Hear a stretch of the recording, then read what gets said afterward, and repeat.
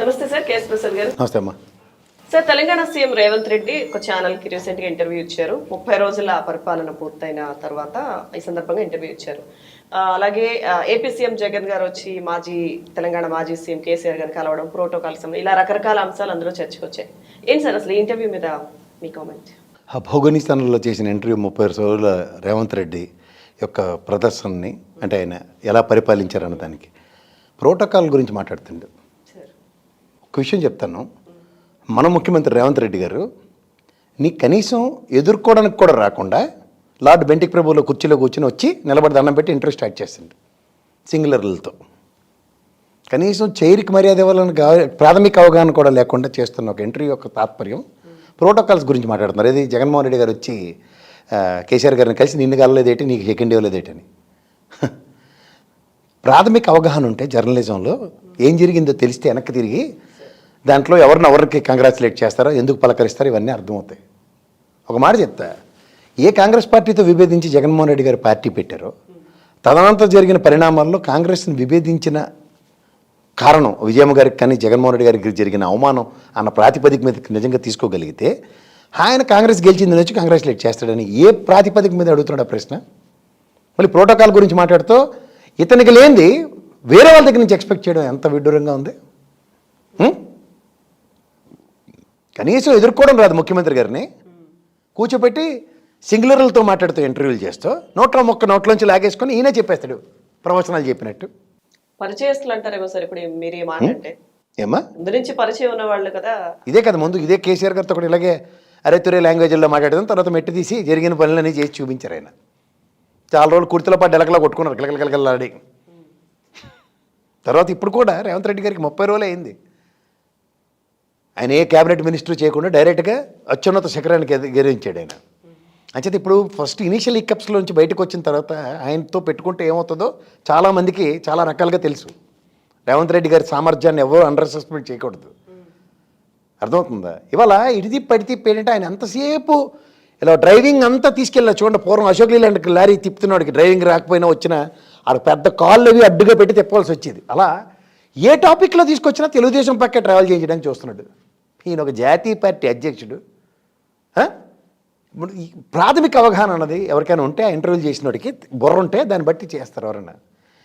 DK Shivakumar గారు ఒక PCC అధ్యక్షుడు కర్ణాటక, తర్వాత ముఖ్యమంత్రి రేసులో ఉండి ఆ పార్టీని అధికారంలోకి తీసుకొచ్చాడు. అదే డీకే శివకుమార్ గారు ఇక్కడ రేవంత్ రెడ్డి గారు పీసీసీ అధ్యక్షుడిగా ఉన్నప్పుడు ఇక్కడికి వచ్చి ప్రచార కార్యక్రమాలు చేసి కాంగ్రెస్ పార్టీని అధికారంలోకి తీసుకొచ్చాడు. ఇదే రేవంత్ రెడ్డి రేపొద్దున ఆంధ్రప్రదేశ్ రాజకీయాలకు వెళ్ళాలంటే ఆయన ఏం చేయాలి? కాంగ్రెస్ పార్టీ అధికారంలోకి తేడానికి ప్రయత్నించాలి. ఇదే కదా కాంగ్రెస్కి ఉన్న లెగసీ అండ్ వాళ్ళ ఇది. ఇట్టించడి తిప్పి ఆ చంద్రబాబు నాయుడు గారిని సీన్లోకి తీసుకొచ్చి ఆయన నువ్వు మంచి మిత్రులు కదా, మంచి ఇది కదా, ఏడదే. నీకు అర్థం కావాల్సిన విషయం ఏంటంటే తెలుగుదేశం పార్టీలోంచి బయటకు వచ్చినోడల్లా ముఖ్యమంత్రి అవుతున్నాడు. కేసీఆర్ గారితో లగాయత్తుకొని ఇవాళ ఇదే రేవంత్ రెడ్డి జాతీయ పార్టీ ముఖ్యమంత్రి అయ్యారైనా అయినా సరే స్టీరింగ్ తిప్పేస్తుండ తెలుగుదేశం పక్కకి. ఇటు చేదస్తం తగలే ముసలి అయిన తర్వాత చేదస్తమే పెరుగుతుంది. రంగేసుకున్నంత మాత్రం వయసు దాగిపోదు కదా, వెనకాల అంతరంగాల పాటలు దాచేస్తే దాగునా మరి అని. ఈ ముసలి చేదస్తంతో ఆయన ఎంతసేపు తెలుగుదేశం పక్క తిప్పడానికి ట్రై చేస్తున్నాడు. ఎంత రీజనల్ పార్టీస్ దాయగలిగిన బీఆర్ఎస్ పార్టీ కేసీఆరే చంద్రబాబు నాయుడు కనీసం దాకలేదు. ఈయనట జాతీయ పార్టీ స్థాయిలో ముఖ్యమంత్రి అయిన వ్యక్తి చంద్రబాబు పక్క ఎలా అయిపోతున్నట్టుగా. అంటే అక్కడ కూర్చున్న వాళ్ళకంతా భజన అలవాటు అయిపోయి స్క్రిప్టెడ్ ప్రోగ్రాంలు. ఇదే స్క్రిప్ట్ ఈయన రాష్ట్రానికి ఫస్ట్ టైం జస్టిఫై అయింది నేను చూసిన తర్వాత ఇంటర్వ్యూ. ఎటు తిప్పినా అట్టి తిప్పి అటు తిప్పి ఈ శర్మినమ్మని తీసుకొచ్చి ఎవడైనా కడుపు కారణం తిన్నాడు చిన్న లాజిక్ వాడతాడు. తుంటు కొడితే పొలరాలని ఆ అమ్మాయి తెలంగాణలో పార్టీ పెట్టి తీసుకెళ్ళి జాతీయ స్థాయిలో విలీనం చేసేయడానికి వస్తే 20-25 మంది కాంగ్రెస్ వాళ్ళు బిక్కులాడుకుని గెలిచారు 1000 ఓట్ల లోపున ఇటుగా ఈ తెలంగాణలో. ఇదే ఈవిడ నిజంగా రాజశేఖర రెడ్డి గారి పేరు చెప్పుకుంటూ లేకపోతే బీఫామ్లు ఇవ్వని వాళ్ళకి ఈ పార్టీ పరంగా టికెట్లు ఇచ్చి నెక్స్ట్ ఖమ్మంలో ఈ పాలేరులోనూ అక్కడే నిలబడితే ఒక రిథమ్ ఆఫ్ కాంగ్రెస్ డిస్టర్బ్ అయినట్టే కదా. ఆ డిస్టర్బెన్స్ కాకుండా ఉండడానికి ఆ పొంగులేటి గారికి కోమటిరెడ్డి బ్రదర్స్ గారికి సహాయకారాలు అందించడానికి ఈవిడ నాపితే ఇక్కడ రేపు జరగబోయే ఎలక్షన్లో ఒక ఎంపీ స్థానం, ఎందుకంటే వాళ్ళిద్దరు ఎమ్మెల్యేలు గెలిచారు కదా, ఎంపీ వ్యాక్యంలో నల్గొండలో ఈ అమ్మాయికి ఛాన్స్ ఉంటుంది కదా షర్మిలకి. ఆ ప్రాతిపదిక మీద ఆలోచన లేకుండా ఎంతసేపు తీసుకెళ్ళి ఆంధ్రప్రదేశ్ రాజకీయాల్లో ముడెట్టేసి ఆంధ్రప్రదేశ్ రాజకీయాల్లో ఈవిడట తెలుగుదేశం ఇప్పుడు కాంగ్రెస్ విధి విధానాలు ఉంటాయమ్మా. మళ్ళీ మనం జస్ట్ ఆ భోగోనివాడికి అర్థం కాదు, కానీ గతంలో ముఖ్యమంత్రి చేసిన చంద్రబాబు నాయుడు ఇప్పుడున్న జగన్మోహన్ రెడ్డిని యుద్ధానికి దిగుతుంది కాంగ్రెస్, అంతేకాని చంద్రబాబు నాయుడు గారు అల్లా రేవంత్ రెడ్డి అల్లా అని ఏమైనా నాలిక ఖర్చుకుని ఎవడన్నా ఆలోచిస్తారా? ప్రత్యక్ష రాజకీయాల్లో తోలు తీసి కార్యక్రమం ఉంటుంది, ఎండగట్టడమే ఉంటుంది ఒక్కొక్కడికి. అందులో ప్రత్యేక హోదాలో కాంగ్రెస్ రఘువీర్ రెడ్డి గారు ప్రతి పోలీస్ స్టేషన్లో కంప్లైంట్ ఇచ్చి ఆయన అధ్యక్షుడిగా ఉన్నప్పుడు చేసిన పనికి దాని అందరూ కనీసం కన్సిడరేషన్ ఏమైనా తెలుగుదేశాన్ని ఇవాళ వాళ్ళు స్పేర్ చేస్తారా? అంత దాకా ఎందుకు? షర్మిలమ్మ తెలుగుదేశం చంద్రబాబు నాయుడిని కనికరిస్తుందా? ఆవిడకి అందరూ చెప్పింది ఏంటి? జగన్మోహన్ రెడ్డి వదిలిన బాణం అని ఆవిడే చెప్పింది. నేను ఎన్ని రోజులు బట్టి చూస్తున్నాడు, బాణం కొట్టిన తర్వాత ఆ బాణం తీసుకెళ్ళి ఇంకోటితో యుద్ధం చేయడానికి వాడిన ఉదంతో నేను ఎప్పటిదాకా చూడలే. ఈ తెలుగు తక్కువ మేళానికి ఎవడు చెప్తే అర్థమవుతుంది? ఆ రేవంత్ రెడ్డి గారు 33 జిల్లాలను ఏడు చేస్తా డీలిమిటేషన్కి వాళ్ళకి దిక్కులేదు, కేంద్ర ప్రభుత్వం కనికరిస్తేనే కానీ లేదు. ఈయన 33 మంది కలెక్టర్లను అడిగితే 10 మంది ఇచ్చాడు. ఆ మోడీ ఎందుకు ఇవ్వలే? 10 మందిని ఎందుకు ఇచ్చారు? దానికి ఏదో ఒక జర్నలిజంలో ప్రశ్నిస్తాడు, బాబు ఇది కాదు డీలిమిటేషన్ అవ్వలేదు కాబట్టి ఈ జిల్లాల్లో గతంలో తమిళనాడులో ఒకే ఒక్కసారి జిల్లా ఇవ్వగలిగింది, అక్కడ వాళ్ళు డిఎంకే ఏడిఎంకే ఇద్దరు కలిపి పోరాడారు కాబట్టి అలాంటి ఉదంతం ఇక్కడ లేదు. కాబట్టి ఆంధ్రప్రదేశ్లో 26 చేసినా, తెలంగాణలో 33 చేసినా అతిగతి లేదు మనకి. ఈ ఆర్డీఓలను ఎంఆర్ఓలను ప్రమోషన్లు ఇచ్చుకుని అసిస్టెంట్ కలెక్టర్లను పెట్టుకుని మనం సాగిస్తున్నాం. నువ్వు వెళ్ళి అడిగితే ఏదో ఏమో ఉన్నాడో 10 మందిని ఇచ్చినట్టుకున్నాడు, ఎలాగో కొత్త క్యాడర్ అందరినీ ఎలకేషన్స్ కావాలి కదా. ఇవన్నీ మాట్లాడుతుంటే మధ్యలో సైంధవుల్లో దూవడం ప్రతిదానికి ఆయన జరిగింది ఏదో చెప్తున్నాడు. ఒక పక్కన ఈ 100 రోజుల్లో నేను 2 సంక్షేమాలు చేయగలిగాను, మిగిలిన ఈ నెలకి ఇంకా 60 రోజుల్లో నేను ఇచ్చేస్తానండి. అర్రే వెనక నుంచి ఏదో కేవీపీ రామచంద్రలాగా మొత్తం నడిపించిన వాళ్ళు చెప్పేస్తాను కథలన్నీ. అది తాపత్రం అంత ఏంటంటే నేను నీకు ప్రచారం చేసి గెలిపించానని రేవంత్ రెడ్డి నోట్లోంచి చెప్పేద్దామని చూస్తున్నాడు. మరి ఇప్పుడు కేటీఆర్ దగ్గర కూడా ఆమె కూర్చోబెట్టి ఇంటర్వ్యూలో అవి చేసాడు. అవన్నీ మర్చిపోయారు అనుకుంటారు జనాలు. ఓ రాయిటీ ఇచ్చాడు. వీళ్ళిద్దరు ఒకడే గెలిచినాడు కదా. కాంగ్రెస్ గెలగానే మనోడు క్రెడిట్ వేసేసుకుందామని చూస్తుండే. ఇన్ని చెప్తున్న దగ్గర నాకు ఒకటి ముఖ్యమంత్రి రేవంత్ రెడ్డి గారిని కూర్చోబెట్టి ఇంటర్వ్యూ చేసిన తర్వాత ప్రోటోకాల్ నువ్వు పాటించకుండా అల్లల్లో పాటించాలని ఆక్రందన.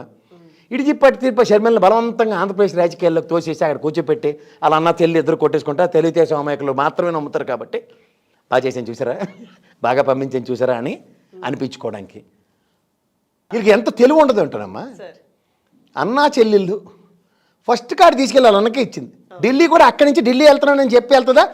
చేరుతా నువ్వు చెవులు పూసుకో, నేను ఢిల్లీ వెళ్తున్నానని వాళ్ళ వదినికి చెప్పి పారిపోద్ది ఆవిడ. కనీసం ఆలోచించడం కూడా ఉండదు. వాళ్ళందరూ బాగానే ఉన్నారు. అది కుటుంబం మీద బతికే రాజకీయానికి తెరలేపిన ఆ భోగనీ ఛానళ్ళ వలన తెలుగుదేశం కుటుంబం చుట్టూ పరిభ్రమించి రాజకీయాలు చేస్తుందన్న విషయం ఎక్కడ దొరికిపోతామని ఈ కొత్త ఎత్తుకెళ్ళమాట. బాణం తిరిగి వస్తుందంటే తిరిగి మళ్ళీ అన్న దగ్గరికి వస్తుంది వెనక అంబల పొదిలోకి. అప్పుడు క్రిస్మస్ కి గిఫ్ట్లు పంపించిన దాన్ని కూడా మనం మాట్లాడాము ఆ రోజు కూడా. సో షర్మిల లోకేష్ కేక్ ఇస్తే రాజకీయాలు మారిపోతాయి అమ్మా. ఇదేడమ్మా ఇదే అక్కడ విడ్డూరం. ఆవిడ మొన్నటిదాకా తెలంగాణలో లేదు కాబట్టి తెలంగాణలో పార్టీ పెట్టిన తర్వాత వచ్చింది క్రిస్మస్ కాబట్టి కేక్ ఇచ్చింది అంతే. మిగిలిన కేక్ ఇవ్వలేదని అది ఎందుకు మాట్లాడవు? వేరే పార్టీలకి కేసీఆర్కి ఎందుకు కేకులు పంపించలేదమ్మా, ఓన్లీ లోకేష్కి ఎందుకు పంపించవు? చిన్నపిల్లడని ఆ సమాధానం వస్తుందని. సార్ ఇంటర్వ్యూ మొత్తం సాగిన విధానం చూస్తే అంటే కొన్ని అడిగిన ప్రశ్నలు మీరు ఇప్పుడు కొన్ని చెప్పారు. ఇంకొకటి అంటే కేసీఆర్ అట్లా ఆయనకి ఫామ్ హౌస్లో ఆయనకి పడిపోయి ఆపరేషన్ జరిగిన తర్వాత ఈ నెల పలకరించడం కానీ అరేంజ్మెంట్స్ చేయడం కానీ అంటే నీకు ఎలా అనిపించింది? నువ్వు సీఎం అయిన తర్వాత అక్కడికి వెళ్ళావు కదా, ఆయన పెద్ద మనసు చాటుకున్నాడు. ఇప్పుడు ఆయన రియాక్షన్ ఎలా ఉంది, ఎక్స్ప్రెషన్ ఎలా ఉంది అని అడగడం. ఇక్కడ ఫస్ట్ ఆఫ్ ఆల్ ఆయన ఎంత కాదన్నా నిన్నటిదాకా ముఖ్యమంత్రి, పైపచ్చు ఇవాళ తెలంగాణ మనం సాధించిన విధానంలో రేవంత్ రెడ్డి గారికి ఇవాళ రాజకీయ అవగాహన ఫస్ట్ టైం ముఖ్యమంత్రి అయ్యారైనా. గత ముఖ్యమంత్రి చేసింది కంటిన్యూషనే కదా ఈ ముఖ్యమంత్రి. తెలంగాణలో గౌరవ మర్యాదలు ఇచ్చిపుచ్చుకోవడం, ప్రోటోకాల్ పాటించడం చాలా ఎక్కువ ఉంటాయి, పెద్దవాళ్ళకి కాళ్ళకి దండం పెట్టడం. కానీ ఆ విజ్ఞత రేవంత్ రెడ్డి గారు ముఖ్యమంత్రి ప్రమాణ స్వీకారం రోజే చూపించాడు, సోనియమ్మ కాళ్ళు ముఖ్య కుటుంబ సమేతంగా. అది సంస్కారం, తెలంగాణ సంస్కృతి సంస్కారం. ఆ సంస్కారం ఉన్న వ్యక్తికి ఈయన చేస్తే సంస్కారం ఏ విధంగా ఉందో చూసుకోమని ఒకసారి. రేవంత్ రెడ్డి గారి పరంగా 100కి 100 మార్కులు వేయాలి. నీకు పెద్ద మనిషికి వెళ్ళి పలకరించరాడు. ఈ బాధ అంతా ఏంటంటే నిన్నెందుకు పలకరించడం ఉడుకుమొత్తాను అనమాట. ఆయనలో లేనిది రెచ్చగొడుతున్నాడు. ఎందుకు? విషయ పరిజ్ఞానం లేక. విషయ పరిజ్ఞానం ఉంటే ఏ కాంగ్రెస్తో విభేదించాడు ఆ కాంగ్రెస్ ఇవాళ అధికారులను కొత్త సెకండ్లు ఇచ్చుకుని తిరుగుతున్నాయి ఆయన జగన్మోహన్ రెడ్డి. ఇది ప్రాథమిక అవగాహన లోపం. ఎంబోర్ ఇవాళ షర్మిల గారిని ఎట్టి పరిస్థితుల్లో ఆంధ్ర రాజకీయాలకు దేపెట్టడానికి ఇది కర్త కర్మ క్రియ రాజకీయాలు. ఇది కాదు కదా. ఒరిజినల్ ఎబిలిటీతో చేయవలసిన రాజకీయాలు ఏంటి ఉన్నాయి అన్న దాని మీద అవగాహన వాళ్ళకందరికీ బాగానే ఉంది. ఈ మధ్యలో పేపర్లతో రాజకీయాలు చేసేస్తామని అపవాదు మోయించి చేస్తున్న తెలుగుదేశానికి అలవాటు పడిపోయిన ప్రాణం. ఆ తెలుగుదేశం అమాయకులు కాబట్టి నమ్ముతారు, మిగిలిన వాళ్ళు నమ్మరు కదా. ఇప్పుడు గురు శిష్యుల అనుబంధం ఉంది, సో వీళ్ళు సపోర్ట్ చేస్తారు అని చెప్పడానికి చేసే ప్రయత్నం అంటారు ఇదంతా. మరి ఎలక్షన్స్లో 17 సార్లు ఫోన్ చేశాడు రేవంత్ రెడ్డి, ఫోన్ ఎత్తలేదట చంద్రబాబు నాయుడు. మరి దాని సంగతి ఏంటి?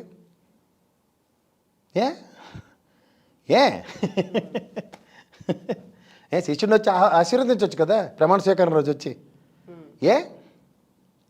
పైకి కనబడితోటి లోపల జరుగుతుందోటి విషయం ఒకటి, అవగాహన రాహిత్యంతో వీళ్ళు మాట్లాడుతున్న మాటలు ఒకటి.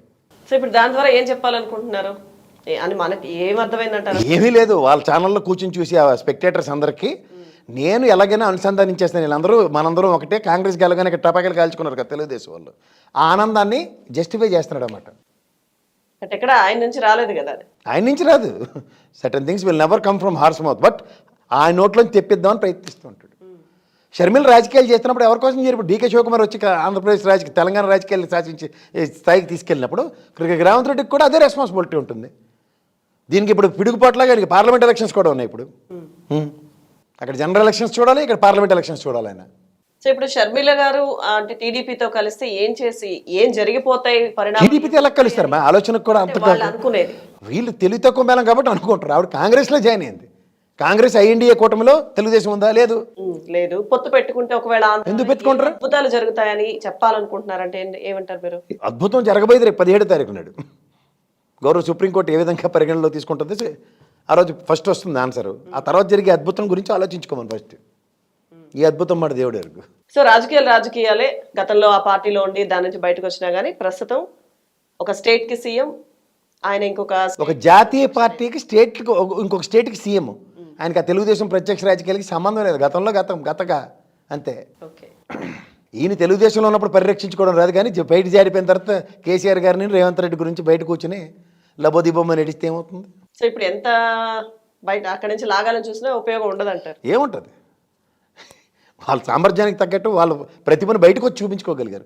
నీ దగ్గర ఉన్నంతకాలం వాళ్ళు అనగదొక్కేమనే విషయం ప్రజల ముందు పరిచయం అయింది కదా. అవును సార్, మీరు అంటే గతంలో కూడా మనం మాట్లాడినప్పుడు అన్నారు అక్కడి నుంచి బయటకు వచ్చిన వాళ్ళు సీఎంలు అవుతున్నారు. సామర్థ్యాన్ని అదింపు పెట్టితే ఏమవుతుందంటే సామర్థ్యం బయటకు వచ్చిన తర్వాత విస్ఫోటనం కింద కనబడుతుంది. That is the legacy of KCR, that is the legacy of Revanth Reddy గారు. సినిమాలో చూపిస్తుంటారు డైనమైట్ మీద కాలేసి నిలబెడితే ఏమవుతుంది? అది పేలడం మాందు, అలా తొక్కిపెట్టినంతసేపు కనబడుతుంది. అది రేవంత్ రెడ్డి గారిని కేసీఆర్ని అలాగే చేసింది తెలుగుదేశం. బయటకు వచ్చారు, విస్ఫోటనం చూపించారు.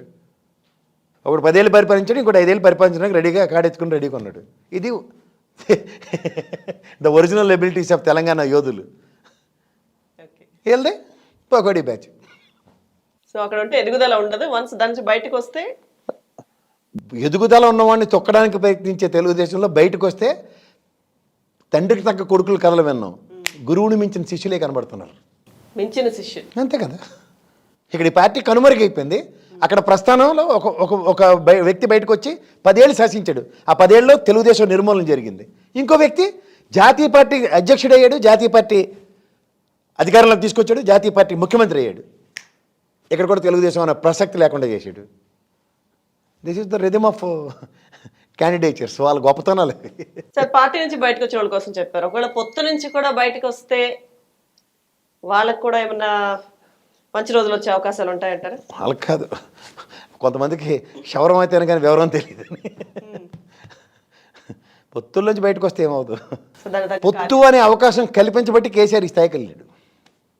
కేసీఆర్ గారు ఈ స్థాయికి రావడానికి కారణం పొత్తు. ఆ రోజు నిజంగా మన రాజశేఖర రెడ్డి గారు దీన్ని తట్టుకోలేక విస్ఫోటనం అయిపోతున్న, నిర్వీర్యం అయిపోతున్న బీఆర్ఎస్కి ఊతం ఇచ్చాడు ఆ రోజు తెలుగుదేశం.